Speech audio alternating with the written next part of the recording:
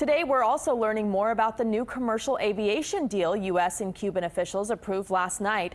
Commercial flights to Cuba could begin in just months. And as CBS 4's Natalia shows us, they will not only change the way people fly to Cuba, it will also impact local airports and small businesses.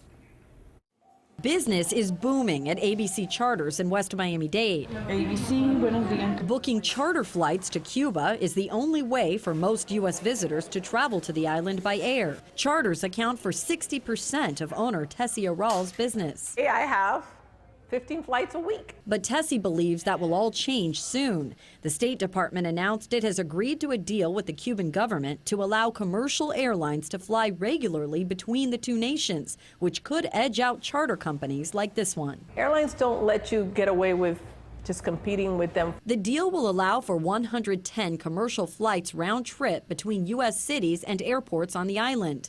Once U.S. agencies approve the airplane flight paths, possibly in the next few months, visitors will be able to book travel to Cuba like they would any other destination.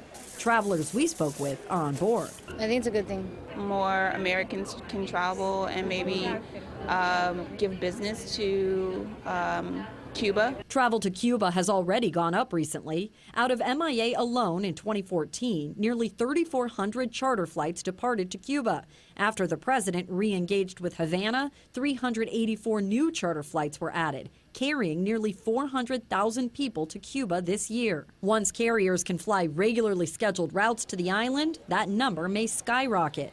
Managers at South Florida airports say they are ready for more passengers and more flight options. Tessie says she will fight to keep her 30 employees working by expanding travel services well beyond flights. We're training our employees for different things so that we can be a more well-rounded, that you're one stop for anything that has to do to Cuba or the Caribbean. This historic change does not mean, however, anyone can just come to the airport and jump on a flight to Cuba. The U.S. government's ban on general tourism in Cuba still remains. For a complete list of all of the restrictions, head to our website, cbsmiami.com.